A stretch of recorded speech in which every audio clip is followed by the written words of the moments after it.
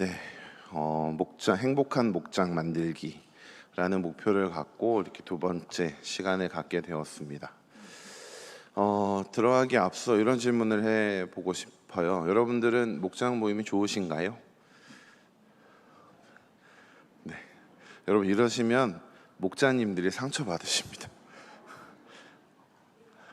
안 그래도 상처를 많이 받으시는 목자님들이신데 목장 모임이 좋으신가요? 네, 이 자리에 모이신 분들은 목장 모임을 사모하는, 또 사모하게 되실 분이신 줄 믿습니다. 근데 사실 현상은 그렇지 않은 게 사실이긴 합니다. 목장 모임을 하자고 이야기를 하면 거부하는 사람들이 꽤 많이 있죠. 이것 때문에 목자님들이 여러 가지로 마음 상하기도 하고요. 점점 더 이제 그 젊은 세대라고 하죠. 저 어린 세대로 가게 되면 연락하는 데서부터 약간 좀 마음이 힘들 때도 있곤 합니다. 모두가 다 그런 건 아니지만. 그래서 이 모임이 쉽지 않은 게 사실이죠. 그래서 왜 이럴까라는 생각들을 좀 하게 됐습니다. 그래서 목장 모임에 대해서 가장 잘 이야기할 수 있는 사람들이랑 이야기를 나눴습니다. 바로 저희 목사님들이랑 앉아서 왜 목장 모임이 힘들까라고 이야기를 했는데, 그중에 단연 1위가 무엇이었냐면 상처였습니다. 목장 모임에 대해서 가기를 싫어하는 사람들의 첫 번째 이유는 이거더라고요. 사람 때문에 상처를 받아서 더 이상 사람과 모임을 하고 싶지 않다는 것이었습니다. 대표적으로는 믿음에 대한 배신인데요. 목장 모임을 이렇게 하면서 나누고 이야기하면 이게 다른 데서 들리는 거죠. 분명 이 사람을 믿고 이야기했는데 이게 다른 사람의 입을 통해서 귀에 들리면 마음이 딱 닫히는 겁니다. 근데 그게 정말 이 사람을 신뢰해서 이 사람에게만 해줬던 말이라면 그것 때문에 정말로 큰 상처를 입을 수 있는 거죠. 물론 이 과정에서 이 사람에게 나쁜 행동을 하기 위해서 악한 마음으로 그렇게 하시는 분들은 없을 거라고 생각합니다. 그런데 항상 모든 사람에게는 친한 한 사람이 있어서 너만 알고 있어 라고 하면 온 세상이 알게 되는 기적이 일어납니다. 너만 아는 일이 온 세상이 아는 일로 바뀌어버리는 거죠.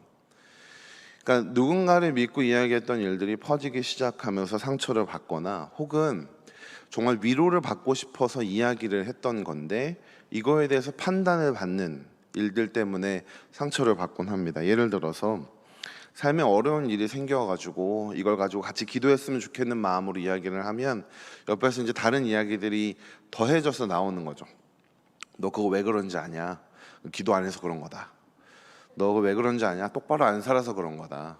라는 이야기들이 들리는 겁니다.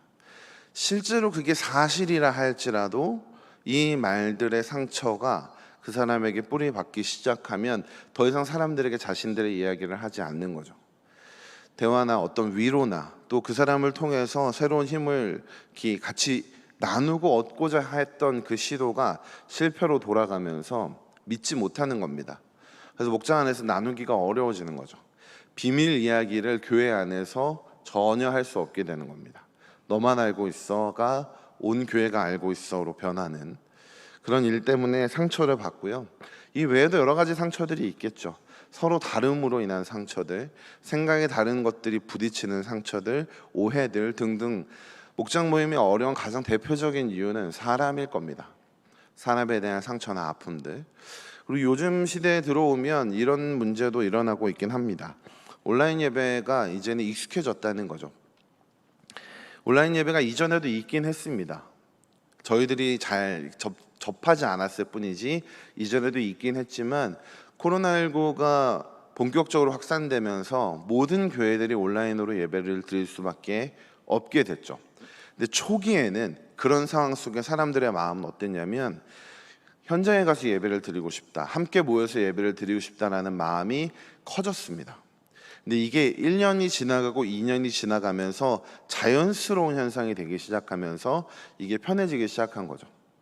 그러면서 그냥 그렇게 예배를 드려도 어떨까라는 생각들이 일어나기 시작한 겁니다. 굳이 저기 가야 할까? 그냥 이렇게 온라인으로 예배를 드리는 것으로 충분하지 않을까? 이런 생각들이 퍼지기 시작하면서 모이는 거에 대해서 귀찮게 되는, 그러니까 내 삶을 조금 더 누리고 그냥 내 개인적인 영역들을 조금 더 생각하게 되는 그런 풍토들이 조금씩 생겨나는 것 같습니다. 물론 전부 다 그렇다는 건 아니지만 일부 정말로 개인적인 삶을 코로나19 가운데 좀 더 많이 누리면서 함께 그 삶을 공유하고 나누는 게 더 어려워진 시대가 됐다는 거죠. 실제로 미국 같은 경우는 가상교회를 좀 적극적으로 말하는 사람들이 점점 생겨나고 있다고 합니다. 이 가상교회란 실제로 그 VR 시스템이나 이런 것들을 통해서 각자의 집에서 예배를 드리는 그런 시스템을 실질적으로 해보자라고 이야기하는 거죠. 그리고 그런 가상교회를 위한 목회자를 따로 두거나 뭐 이러곤 한다고 합니다. 그냥 회집하지 않은 공동체인 거죠. 공동체라는 말을 해야 할까라는 의문이 들긴 하지만 회집하는 거에 대해서 싫어한다기보다는 귀찮아한다는 표현이 조금 더 정확할 것 같습니다. 굳이 그래야 돼? 라는 생각들이 드러났던 거죠. 그리고 세 번째로는 이전부터 있었던 건데요. 이거는 그냥 대회만 드리고 가면 되지 않나 라는 생각입니다. 귀찮다라는 생각도 있을 거고요.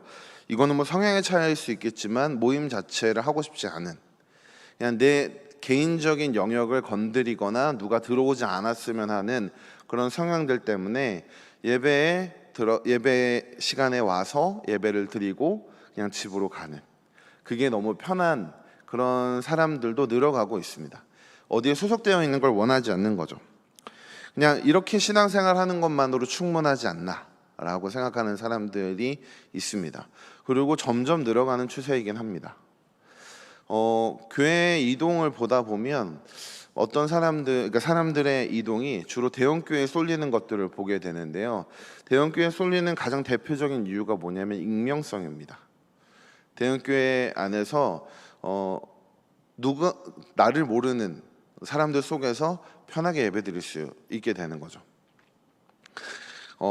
태어나서는 아니죠. 목회자가 되고 나서 딱 한 번 대형교회 가서 예배를 드릴 수 있는 상황이 돼서 예배를 드리러 간 적이 있었는데요. 거긴 제가 목사인 걸 아무도 모릅니다. 제가 누구인지 모릅니다. 제가 누구인지 모르고 성경책을 들고 예배당에 가서 빈자리에 가서 앉아서 예배를 드리고 나오면 그걸로 충분한 거죠. 누군가 저한테 와서 말을 걸는 것도 그때는 없었습니다. 그냥 편하게 예배를 드리고 갈 수 있는 그런 시간이었죠. 근데 이게 편하다고 느껴지는 사람들은 이걸 선호하게 될 겁니다. 실제로 선호할 만한 게 현대 사람들은 갈등이 되는 관계를 그렇게 원하지는 않거든요. 모든 사람들이 그러할 테지만 굳이 갈등이 되고 만나서 부딪힐 관계라면 하지 않는 편이 낫지 않나 라는 생각들을 하는 겁니다. 이런 생각들이 조금씩 늘어가는 것처럼 저는 느껴지곤 합니다. 시대가 지나면서 자신의 성향과 맞는 사람들이랑은 좀 잘 지내는데 이 바깥의 사람들과는 굳이 교류하고 싶지 않은, 즉 자신이 만나고 싶어하는 사람들을 내가 선택해서 내가 원하는 그 그룹 안에서 교제를 나누고 그런 어떤 관계를 누리고 싶지, 불특정 다수와 함께 나누는 혹은 내가 원하지 않는 누군가와 관계를 나누는 걸 꺼려하는 풍토가 일어났다는 거죠. 그러니까 예배만 드리고 가면 그것으로 나는 만족한다, 이런 사람들이 늘어가고 있는 것 같습니다. 뭐 이 외에도 여러 가지 이유들이 있겠죠. 이 외에도 여러 가지 이유들 때문에 함께 모입시다, 교제합시다, 함께 삶을 나눕시다 라는 이야기들이 잘 전해지지 않곤 합니다. 그러면서 동시에 이런 생각이 들죠. 이렇게 다 싫어하면, 다 원하지 않으면 안 하면 되지 않나. 네, 저만 그런 생각을 해보고, 항상 이런 나쁜 생각은 저만 합니다. 실제로 그런 생각을 해본 적이 있습니다. 다 싫어하는데 목자들도 모이는 게 힘들고 피곤하고 전화하면 연락도 잘 안 받을 때가 있고, 이렇게 모이는 거 하나하나 때문에 시간과 마음과 정성을 다 쓰는데 모일 때 굳이 그런 걸 다 원하지 않는다면 이걸 해야 할까? 그냥 대배만 드리고 가는 게 더 편하지 않을까라는 생각을 어쩌면 모임을 하는 사람들도 하게 되지 않을까요? 그러면서 이어지는 생각은 이런 겁니다. 이렇게 힘들고 어렵고 뭔가 해야 합니다, 독려해야 하는 이 일을 왜 굳이 해야 한다고 말하고 있을까요? 지금도 사실 이렇게 모인 이유는 아름다운 목장을 만듭시다라고 독려하기 위함이잖아요. 사실 잘 되면 뭐뭐 합시다라는 말을 잘 하지 않습니다. 무언가가 잘 되면 그냥 가만히 있어도 다 잘 되죠. 아이들 보고 게임하라고 말씀하시는 분들 계신가요? 너 집에 왔으니까 열심히 게임해 라고 하시는 분들 계신가요? 네, 극렬하게 고개를 흔들고 있는. 네, 게임하라고 안 하죠. 왜냐하면 두면 게임을 합니다. 가만히 두면 게임을 하죠.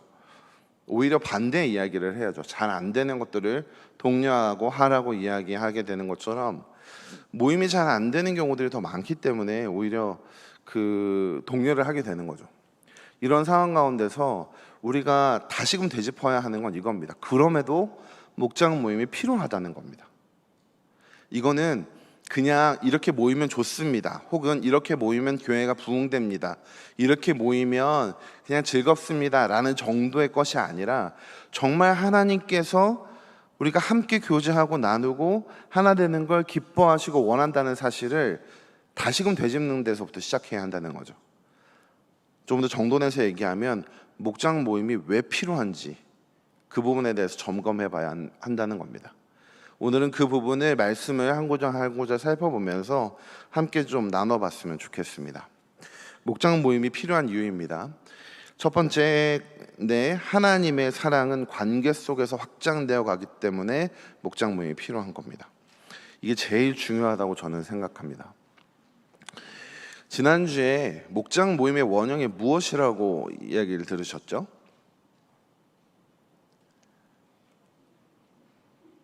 네, 1강부터 다시 해야 됩니다. 무엇이었죠? 삼위일체 하나님입니다. 목장 모임의 원형, 소그룹의 원형, 교제의 원형은 삼위일체 하나님입니다. 그 말이 뭘까요, 여러분? 삼위일체 하나님이 모임의 원형이 된다는 뜻이 뭘까요? 그건 삼위일체 하나님이 영원 전부터 사랑이셨고 이 사랑을 함께 나누도록 우리를 창조하셨으며 그 사랑을 함께 나누는 존재로서 우리가 존재한다는 뜻입니다. 즉 삼위일체 하나님의 사랑이 우리 가운데 흘러가는 것이 진정한 목장이라는 거죠. 하나님은 영원 전부터 사랑이셨습니다. 영원 전부터 사랑이셨다는 건 성부로 혼자 존재하신 게 아니라 언제나 성부와 성자와 성령으로 존재하셔서 삼위로 존재하셔서 서로 상호간에 정말 넘치는 사랑을 하셨다는 거죠. 정말 그 사랑이 너무도 기쁘고 너무도 놀라워서 흘러 넘치는 겁니다. 사실 진짜 참 사랑은 이렇게 흘러 넘치거든요. 사랑은 폐쇄적이지 않습니다. 흘러 넘치고 이어져 가고 다른 사람들을 향해서 확장되어 가는 게 진짜 사랑의 본질인데 하나님은 그 사랑 원형 자체이시기 때문에 그 사랑이 흘러가기 시작한 거죠. 그게 무엇이냐면 이 세상을 만드신 겁니다. 하나님의 넘치는 사랑 가운데 피조된 이 세상 가운데 하나님의 그 사랑의 관계로 초청된 존재가 누구냐면 인간인 거죠. 그러니까 하나님의 넘치는 사랑 가운데 함께 사랑하는 자로 부르신 겁니다. 그래서 아담과 하와가 하나님이 함께 하시는 하나님의 동산 에덴 동산에서 함께 거닐 때에 하나님과 함께 지냈던 겁니다. 함께 교제하고 나누고 하나님의 사랑을 함께 나누며 살아가기 때문에 그 조금도 부족함이 없었다는 거죠. 근데 이 일이 어떻게 결론이 날까요? 깨지기 시작한 겁니다.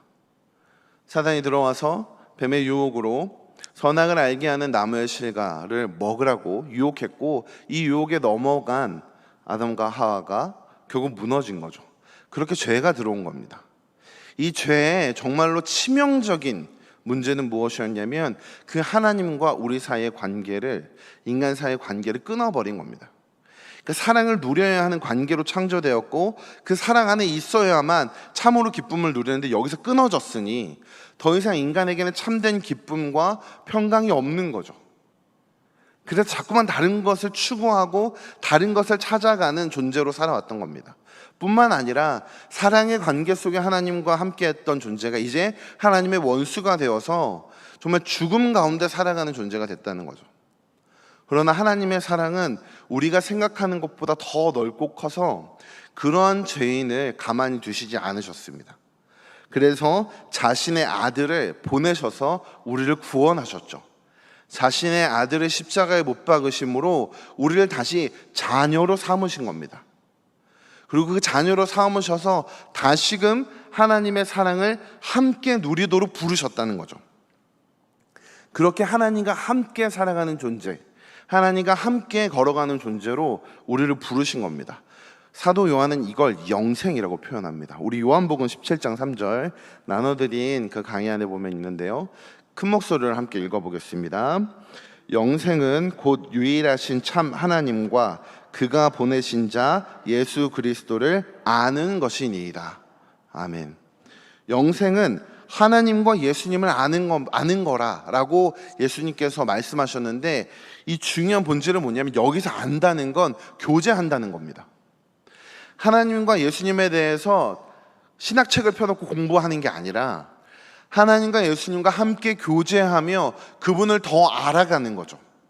마치 사랑하는 사람을 만나서 그 사람이 무엇을 좋아하는지 무엇을 싫어하는지 그 사람과 함께 살아가면서 알아가게 되는 그 삶의 알미, 이 알미입니다. 근데 그 알미를 누리는 걸 영생이라고 표현한다는 거죠. 그러니까 그림으로 다시 이야기하자면 사랑의 하나님의 그 관계 속에 우리를 부르셔서 그 사랑을 함께 나누는 그걸 영생이라고 말한다는 겁니다. 근데 주목할 것은 무엇이냐면 사도 요한이 말하는 이 영생을 마태는 천국이라고 표현하고 다른 복음서에서는 하나님의 나라라고 표현한다는 겁니다. 즉 하나님의 나라를 누린다는 건 그 하나님의 사랑 가운데 함께하는 자가 된다는 것을 뜻하는 거죠. 하나님의 나라라고 하는 건 외부에 있는 어떤 것이 아닙니다. 외부에 있는 어떤 것이 아니라 하나님의 사랑이 우리 안에 침투해서 그 사랑 안에 하나님의 통치가 나타나는 것을 뜻한다는 거죠. 그러니까 우리가 자녀가 되었다는 것 자체가 우리의 삶 가운데 하나님의 나라가 이루어져 가고 시작되어 간다는 것을 뜻한다는 겁니다.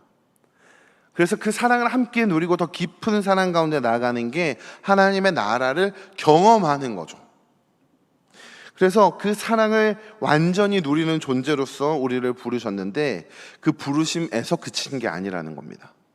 이 부르심에서부터 항상 이 사랑을 더 뻗어나가게 하신 거죠. 원래 하나님께서 이 세상을 만드셨던 것처럼 그 사랑이 넘쳐나서 그 사랑이 흘러가도록 하신 겁니다.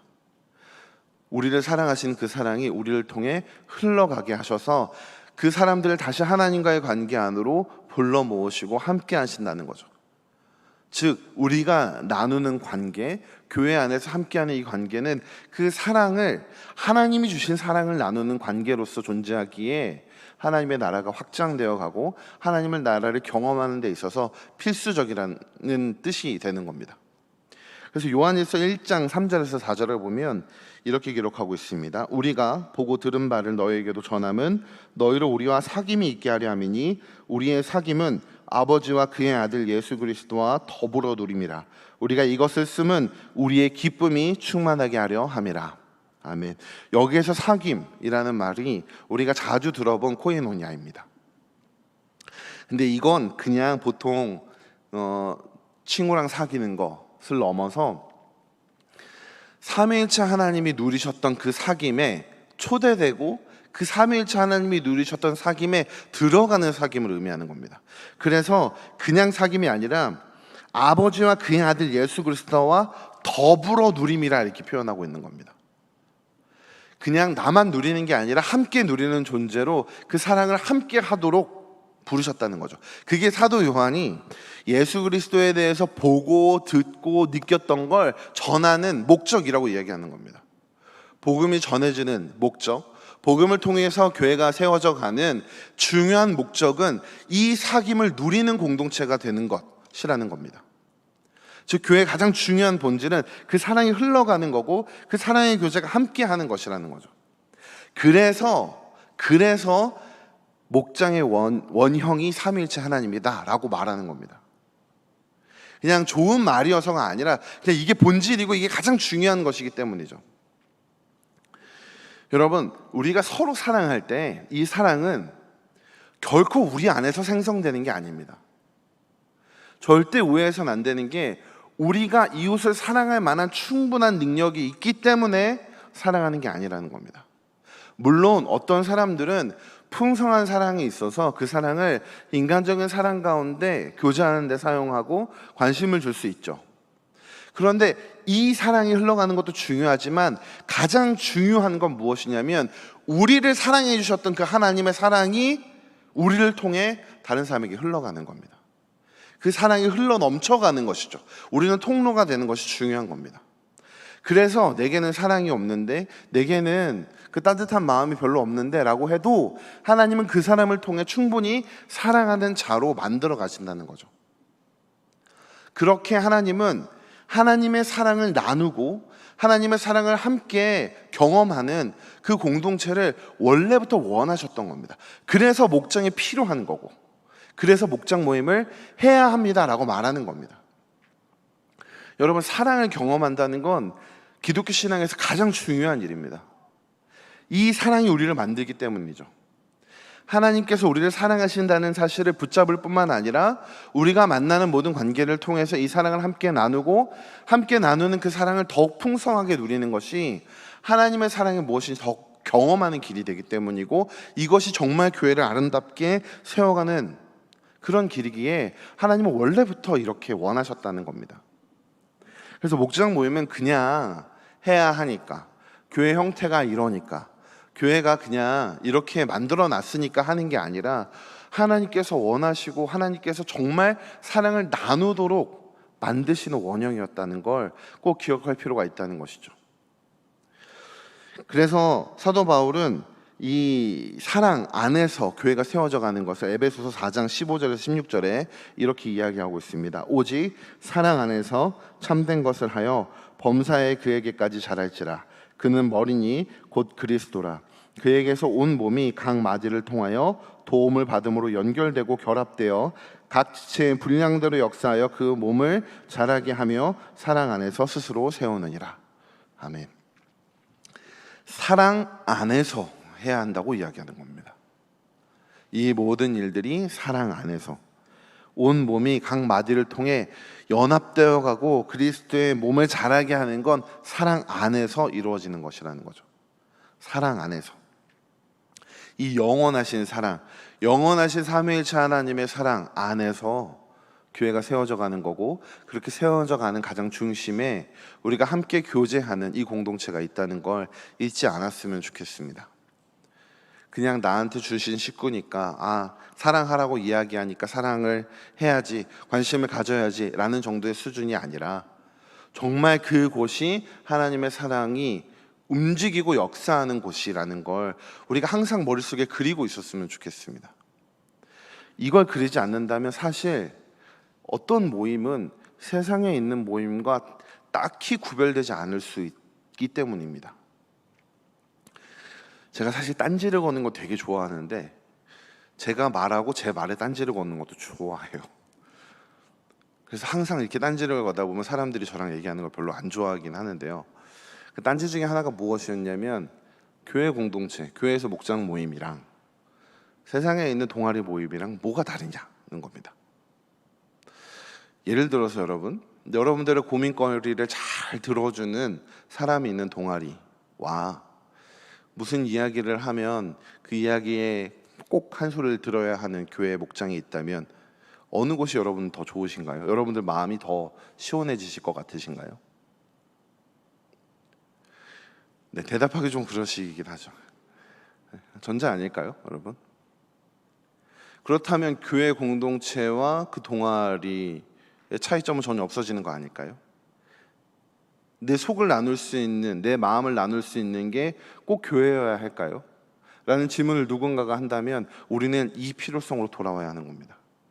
왜냐하면 세상에 있는 동아리 속의 모임은 하나님의 사랑이 흘러가는 모임이 아니라 그저 최소한의 것, 정말 아무것도 없는 것 같은 그런 메마른 그런 공동체 안에서 잠깐 누려지는 잠깐의 위안을 나누는 곳이랑 영원한 생명과 사랑, 영생을 나누는 곳이 구별되기 때문인 거죠. 그러니까 즉 하나님의 사랑이 흘러가고 있느냐 아니냐가 기독교 공동체와 세상 공동체를 나누는 가장 중요한 핵심이 된다는 겁니다. 모형으로는 어쩌면 지금 세상에 수많은 동아리가 더 즐거울지도 모릅니다, 여러분. 동아리가 정말 많이 있거든요. 번개 모임도 하고 갑자기 자전거 탑시다라고 요즘에 있는 어플에 딱 올리면 사람들이 막 모여서 자전거를 타곤 한다고 합니다. 어디에 잠깐 모여서 합시다라고 하면 그렇게 모여서 외부 활동을 하는 사람들이 늘어가고 있다고 해요. 그 사람들이 모이면 즐거울까요? 괴로울까요? 즐겁죠. 같은 걸 하고 좋아하는 거 하고. 그런 모임과 교회 공동체 안에 누리는 목장의 모임이 다르다라고 말할 수 있는 건 즐거움이 여기에 더 있어요가 아니라, 여기는 말을 다 할 수 있어요가 아니라, 여기에는 하나님이 세워가시는 목장에는 하나님의 사랑이 흘러가고 있어요 라고 대답할 수 있어야 한다는 겁니다. 그리고 그걸 꿈꿔야 하고 그 그림을 늘 생각해야 한다는 거죠. 그게 목장에 필요한 이유입니다. 그리고 이 사랑만이 무너진 사람들을 세울 수 있기 때문에, 그 사랑만이 우리가 영생을 누리며 하나님의 나라를 경험할 수 있게 하기 때문에 우리는 이 목장 모임을 중요하게 생각해야 한다는 거죠. 두 번째로요, 이렇게 모이는 모임, 목장 모임은 하나님을 드러내는 모임이 됩니다. 하나님을 드러내고 하나님의 사랑을 보여주는, 그러니까 하나님의 나라가 이런 곳이다라고 보여주는 통로가 되는 거죠. 제가 과거에 이제 어렸을 때 항상 들었던 얘기는, 공부를 열심히 해서 전교 1등이 되어 하나님께 영광을 돌려야지라고 이야기를 들었습니다. 그러면 전교 2등은 영광을 못 돌리게 되는 거죠. 또 이제 그런 인터뷰를 항상 잘라서 보여주셨습니다. 올림픽에 나가는 운동선수나 이런 사람들이, 연예인들이나 하나님께 영광을 돌립니다라고 하면, 그치, 저렇게 나가서 해야 하나님이 영광을 받으시지라고 생각하면서, 저러면 하나님이 있다는 걸 사람들이 알 거야라고 은연중에 생각하게 되는 거죠. 근데 여러분, 그렇게도 하나님의 영광이, 하나님 물론 그런 사람의 모든 삶을 통해서 영광을 받으실 테지만, 실제로 하나님의 나라가 드러나고 하나님의 사랑이 나타나는 건 그 자리가 아닙니다. 하나님의 살아계심을 드러내는 자리는 하나님의 사랑이 나타나는 자리입니다. 요한복음 13장 35절을 보면 예수님께서 이렇게 말씀하셨습니다. 너희가 서로 사랑하면 이로써 모든 사람이 너희가 내 제자인 줄 알리라. 아멘. 예수님의 제자라는 걸 어떻게 아냐면 1등이라서 아는 게 아닙니다. 금메달리스트라서 아는 게 아닙니다. 서로 사랑하기 때문에. 그러니까 세상 사람들이 보기에 하나님의 사랑이 흘러가는 그 공동체는 뭔가 달라 보이는 거죠. 사도 요한은 요한일서 4장 11절 13절에 이렇게 얘기합니다. 같이 한번 읽어보겠습니다. 사랑하는 자들아, 하나님이 이같이 우리를 사랑하셨은즉 우리도 서로 사랑하는 것이 마땅하도다. 어느 때나 하나님을 본 사람이 없으되 만일 우리가 서로 사랑하면 하나님이 우리 안에 거하시고 그의 사랑이 우리 안에 온전히 이루어지느니라. 그의 성령을 우리에게 주심으로 우리가 그 안에 거하고 그가 우리 안에 거하시는 줄을 아느니라. 아멘. 하나님을 본 사람이 없으되 라고 이야기하며 뒤에 나오는 걸 보면, 만일 우리가 서로 사랑한다면 하나님이 우리 안에 거하시고 그의 사랑이 우리 안에 온전히 이루어진다라고 이야기합니다. 이게 무엇이냐면, 하나님을 본 사람은 없다. 하나님은 영이시니 그 누구도 하나님을 육안으로 본 사람이 없지만, 우리가 그 사랑 안에서 서로 사랑하면 그 사랑이 우리의 사랑 가운데, 우리의 교제 가운데, 우리의 모습에 드러나서 하나님의 사랑이 나타난다는 것입니다. 하나님의 그 사랑이 나타난다는 건 하나님의 살아계심이 드러난다는 것이고, 하나님은 그 가운데 하나님 영광 받으시고 하나님의 그 놀라운 능력들을 보여주신다는 거죠. 다른 곳이 아니라 서로 사랑하는 그 자리에서 매우 어렵지만 우리가 매우 가까이 있는 그 자리에서 하나님은 자신의 살아계심을 드러낸다는 겁니다. 요즘 들어 더 그런 사람들이 늘어나는 것 같긴 합니다. 하나님의 살아계심을 보여달라. 제가 어렸을 때 그런 친구들이 많았거든요. 좀 이렇게 좋은 행실이 있지 않았을 고등학교 때에도 역시 교회는 다니고 있었으니 이제 저에게 어떤 친구들이 와서 하나님 보여주면 교회 갈게라고 이야기하는 친구들이 있었습니다. 그래서 제가 어떻게 대답했을까요? 네, 요단강을 건너면 만나니까 보내주겠다고. 이제 나쁜 시절에 그랬습니다. 네, 그 외에는 길이 없더라고요. 무언가 설명을 해도 항상 부족하게 됩니다. 우리의 지성으로, 우리의 이성으로 막 설명하고 표현하고자 해도 그 사람들이 원하는 건 그게 아니라는 걸 깨닫는 데 좀 오래 걸렸습니다. 세상 사람들이 하나님을 보여줘라고 말하는 건 그 사랑이 필요해서입니다. 본인들은 모를지라도, 본인들은 다 이해하지 못할지라도 그 사랑이 필요하기 때문에 이야기하는 거죠. 하나님을 알고 싶다, 보여달라라고 이야기하는 건 하나님 보여주면 믿을게 라고 얘기하는 그 마음 안에 은연중에 자신도 모르게 그 사랑이 필요하다는 걸 나타내고 있다는 거죠. 근데 그 사랑이 어떻게 드러나냐면 우리가 서로 사랑하는 그 사랑에서 드러난다는 겁니다. 즉 여러분들이 목장에서 목원들과 함께 사랑의 교제를 나누고 함께 그 사랑을 교통하며 그 사랑 가운데 있을 때 그곳이 하나님의 살아계심을 드러내는 자리가 되는 것이고 그 사랑이 흘러감으로 세상에 그 사랑이 필요한 자들에게 사랑을 전해줄 수 있는 그런 모임이 되어갈 수 있다는 겁니다. 즉 하나님은 그렇기 때문에 항상 관계를 맺으며 하나님 안에서 사랑의 관계를 누리기를 원하신다는 거죠. 그것이 복음이 흘러가는 자리이기 때문입니다. 서로 사랑하는 건 좋아서 하는 건 아닙니다. 사실 모든 사람이 좋은 사람도 있긴 하겠죠. 근데 모든 사람이 싫은 사람도 있을 수 있습니다. 근데 그런 사람들도 그리스도인이 될 수 있잖아요.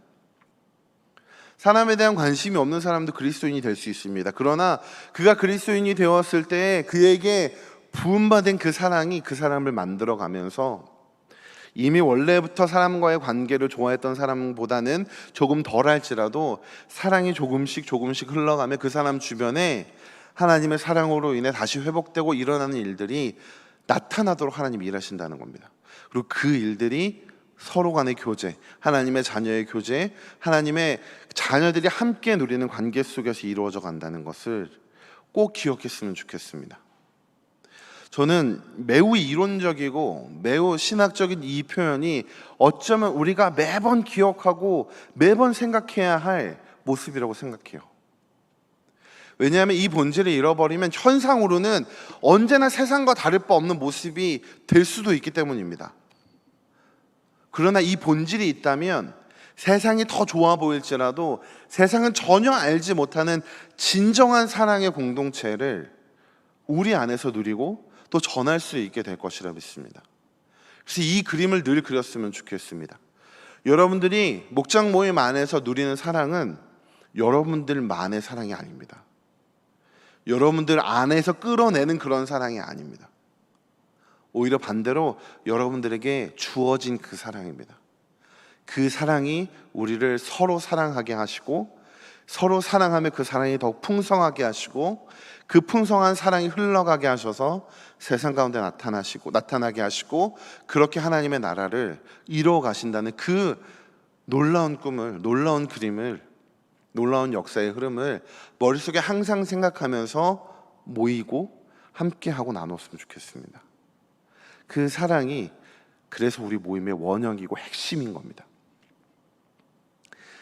이런 사랑이 중요하다면 우리가 목장 모임을 더 건강하게 세우기 위해서 해야 할 가장 첫 번째 일이 무엇인지 알 수 있을 거라 생각합니다. 우리 3번에 1번으로 가겠습니다. 건강한 목장 모임을 세우기 위한 토대.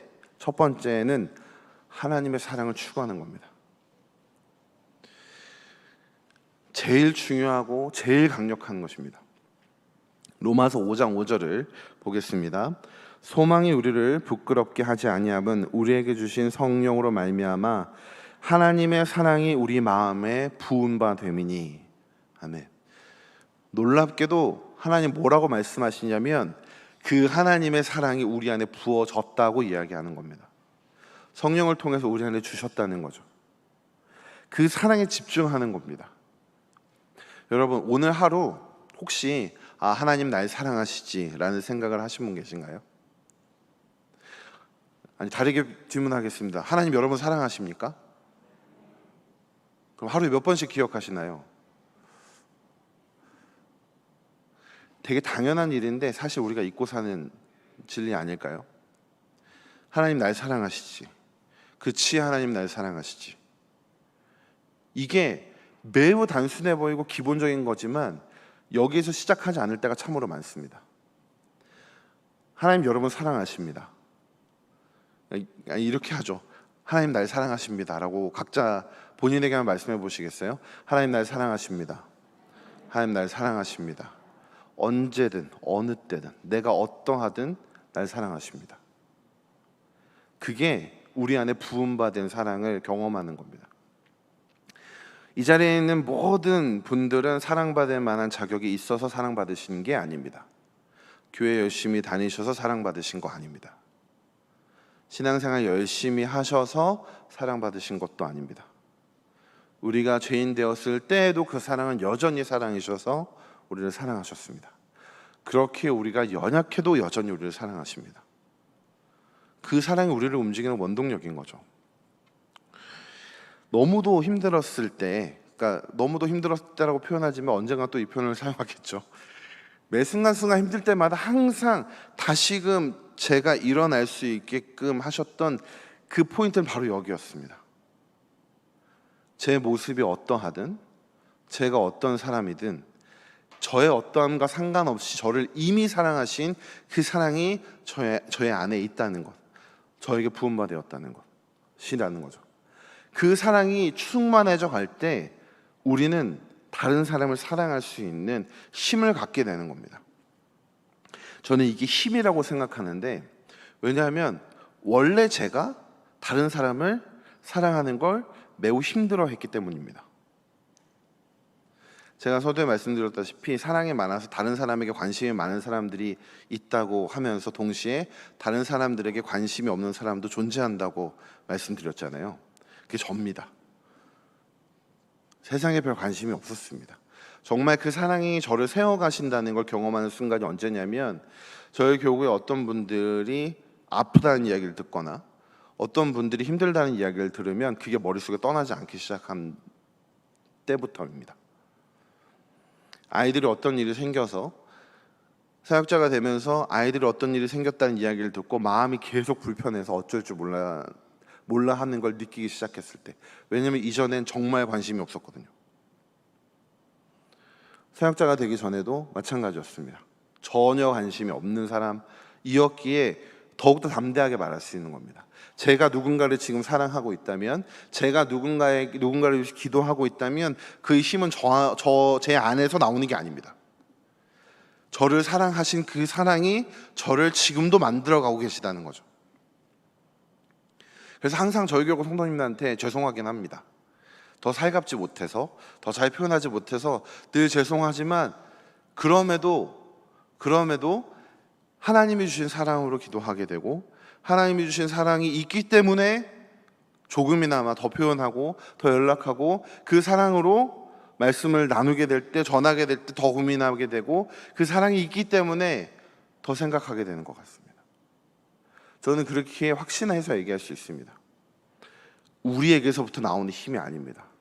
하나님이 우리 안에 부음받으신 그 사랑이 우리를 서로 사랑하게 만들어 가는 것입니다. 그러니 그 사랑을 추구하는 게 다른 사람을 사랑하는 데 있어서 가장 중요한 첫걸음이 되는 것입니다. 그 사랑이 우리를 움직일 것입니다. 아름다운 목장을 만들어 가기 위해서 우리가 기도해야 되는 가장 중요한 첫 번째는 하나님 우리 잘 모이게 해주세요가 아니라 하나님의 사랑을 우리에게 부어주세요가 되어야 한다는 겁니다. 하나님의 사랑을 나에게 부어주시옵소서. 그 사랑으로 나를 정말 꽉 잡아내셔서 그 사랑으로 살아가게 해주시옵소서 라는 그 추구와 기도가 우리 가운데 넘쳐난다면, 비록 비록 우리의 성향 때문에 조금 주저하게 되고 우리의 표현의 어색함 때문에 조금 주저하게 될지라도 분명 그 사랑이 우리를 만들어 가시면서 아름다운 목장으로, 아름다운 관계로, 서로 사랑의 교제하의 관계로 이끌어 가실 것입니다. 혹시 이 자리에 계신 분들 중에 저와 같은 마음들이 있으신 분들이 계시다면 같이 기도했으면 좋겠습니다. 주의 사랑을 우리 가운데 부어주시옵소서. 정말 넘치는 사랑에 부어주셔서 그 사랑으로 나와 함께하는 이웃을 사랑할 수 있게 도와주시옵소서. 그 사랑으로 우리가 하나님을 사랑하고 이웃을 사랑할 수 있게 도와주시옵소서 라고 추구하고 기도해야 된다는 겁니다. 그래서 사도 바울이 고린도전서에서 이렇게 이야기하는 겁니다. 고린도전서 12장 31절부터 13장 1에서 3절까지의 말씀입니다. 같이 읽어보겠습니다. 너희는 더욱 큰 은사를 사모하라. 내가 또한 가장 좋은 길을 너에게 보이리라. 내가 사람의 방언과 천사의 말을 할지라도 사랑이 없으면 소리나는 구리와 울리는 꽹과리가 되고, 내가 예언하는 능력이 있어 모든 비밀과 모든 지식을 알고 또 산을 옮길 만한 모든 믿음이 있을지라도 사랑이 없으면 내가 아무것도 아니요 내가 내게 있는 모든 것으로 구제하고 또 내 몸을 불사르게 내줄지라도 사랑이 없으면 내게 아무 유익이 없느니라. 아멘. 분열과 다툼에 있는 교회, 서로 싸우고 서로 계급을 나누고 높고 낮음을 정하고 있던 그 교회를 향해서 사도 바울이 가장 강력한 길을 이야기하는 게 그 사랑인 겁니다. 근데 이 사랑은 인간에게서부터 시작되는 관심을 넘어서 하나님께서 이미 주신 사랑을 뜻함이 분명합니다. 왜냐하면 내게 있는 것으로 다른 사람에게 구제할 때 관심이나 사랑이 없으면 안 합니다. 내 몸을 불사르게 내준다? 그건 쉽지 않은 일이죠. 그럼에도 사랑이 없으면 유익이 없다고 이야기하는 건 이 사랑의 원천이신 우리에게 부음받은 그 사랑이 없다면, 그 사랑이 아니라 내 힘으로 하는 것이라면 그것으로는 교회가 하나 되어가고 서로 사랑하는 데 유익이 없다고 이야기하는 겁니다. 다르게 표현하자면 하나님의 사랑이 우리 가운데 부음받아서 그 사랑으로 우리가 서로 사랑할 때 때로 우리의 모습이 연약할지라도, 때로 내 표현이 서툴지라도, 때로 그 사랑으로 우리가 한 걸음 한 걸음 나아가는 게 조금은 어려울지라도 그 사랑이 있다면, 그 사랑이 함께 한다면 하나님이 가장 기뻐하시는 한 몸된 교회로 세워져 갈 수 있다는 겁니다. 그러니 사랑을 추구해야 되는 겁니다. 꼭 기억하셨으면 좋겠습니다. 우리를 세우는 건 하나님의 사랑입니다. 우리는 결코 우리의 힘으로 서도록 부르심 받은 게 아닙니다. 우리를 세우시고 이끄시는 사랑이 있기에 우리는 설 수 있습니다. 이웃을 사랑하는 것도 우리가 우리의 힘으로 하는 게 아니라 우리에게 주신 사랑으로 하는 것입니다. 그러니 기도하고, 그러니 그 사랑을 추구하고 사모했으면 좋겠습니다. 그래서 어떤 면에서 매일매일 기도하고 말씀을 나누는 게 중요한 겁니다. 말씀을 공부하고 기도하고 하는 일들을 통해서 우리는 하나님의 사랑을 더 깊이 경험할 수 있기 때문이죠. 그 사랑을 오늘 얼마나 추구하셨나요? 그 사랑을 얼마나 갈구하셨나요? 하나님, 나의 사랑해 주시는 그 사랑으로 나를 더 풍성히 채워주세요 라는 그 기도가 우리의 삶에 얼마나 많았는지 돌아보면서 우리의 기도의 항상 첫 시작이 그 사랑을 더 깊이 알게 하여 주시옵소서라고 기도할 수 있었으면 좋겠습니다. 그리고 그 사랑이 우리를 사로잡아 우리를 움직이시고 역사하시는 그 놀라운 일들을 경험해 나가며 그것을 나누고 그 사랑으로 인해 하나님을 찬양하고 그 사랑으로 인해 하나님을 기뻐하면서 그렇게 우리 한 몸된 교회를, 한 몸된 목장을 세워나갈 수 있었으면 좋겠습니다. 꼭 기억합시다. 그 사랑이 우리를 세워갈 것입니다. 그 사랑이 흘러가도록 그 사랑을 추구할 수 있었으면 좋겠습니다. 두 번째로 건강한 목장 모임을 만들기 위해서 기억해야 될 두 번째는 우리의 연약함을 인정하는 겁니다. 여러분, 완전한 사람은 없습니다. 그 말은 내가 옳다고 생각하는 게 틀릴 수도 있다는 거죠. 여러분들의 경험일지라도 마찬가지입니다. 꼭 기억했으면 좋겠습니다. 항상 우리가 다른 사람을 사랑할 때 내가 그 사람을 사랑하는 그 모습에서 우리가 위에 있다고 생각해서는 안 됩니다. 내가 조금 더 낫다고, 내가 조금 더 진리에 접근했다고, 더 많은 걸 알고 있다는 생각들을 내려놓고 사람을 대해야 되는 거죠. 그래서 공동체를 세워가는 데 있어서 다툼을 가장 많이 일으키는 중요한 핵심 중 하나는 교만입니다. 그러니까 우리는 교만한 마음으로 하는 게 아니라고 말할지라도 늘 언제나 이걸 경계해야 하는 거죠. 내가 해봤는데 해보니까 알아. 물론 맞습니다.